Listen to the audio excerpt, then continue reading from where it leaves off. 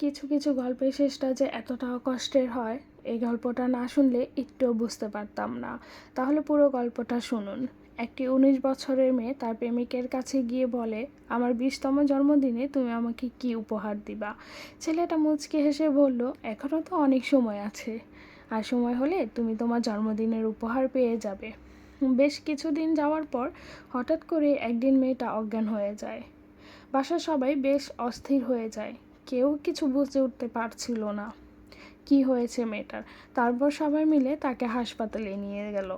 হাসপাতালে ডাক্তার অনেক পরীক্ষা নিরীক্ষা করার পর তার পরিবারের জানালো মেয়েটার হার্টে একটা ছিদ্র ধরা পড়েছে। এখন যদি খুব তাড়াতাড়ি হার্ট পরিবর্তন না করা হয় তাহলে মেয়েটাকে বাঁচানো সম্ভব হবে না, হতে দিবে না। সবাই এই কথা শুনে কান্নায় ভেঙে মেয়েটাকে বাঁচাতে হবে। ছেলেটি মেয়েটির রুমে গিয়ে দেখে মেয়েটি বিছানায় শুয়ে আছে। প্রেমিক ডাক্তারের কাছে যেতে মেয়েটা বলল, আমি মনে হয় আর বেশি দিন বাঁচব সম্ভব না। ছেলেটা মেয়েটির চোখের জল মুছে দিয়ে বলল, কে বলেছে তুমি আর বেশি দিন বাঁচবে না? তুমি খুব তাড়াতাড়ি ভালো হয়ে যাবে। মেয়েটা বলল, তুমি কি করে জানলে? ডাক্তার তো বলেছে আমার হার্টে একটা ছিদ্র ধরা পড়েছে আর আমাকে বাঁচানো সম্ভব না।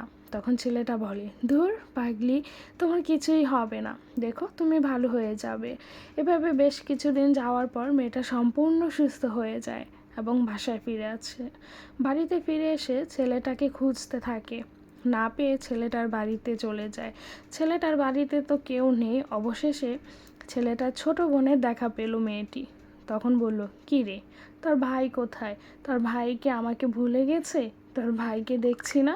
ছেলেটির বোন তখন কোনো কথা না বলে হাতের ইশারায় ছেলেটির রুম দেখিয়ে বলল, টেবিলের উপর আপনার জন্য একটা চিরকুট রাখা আছে, কিন্তু তোমাকে কি উপহার দেব দৌড়ে ছেলেটির রুমে গিয়ে তোমার অসুস্থতার কথা যখন ডাক্তারের কাছ থেকে শুনলাম, তখন আমি জানলো একটা যেদিন তুমি এই চিরকুটটি হাতে পাবে তোমার জন্য সম্পূর্ণ সুস্থ হয়ে যাবে, কোনো উপহার সবকিছু ঠিক হয়ে যাবে। তাই আমার হাতটাই ছিল তোমার, যেমনটা আমি তোমাকে বলেছিলাম, আমি বলেছিলাম না কোনো কিছুই হবে না তোমার।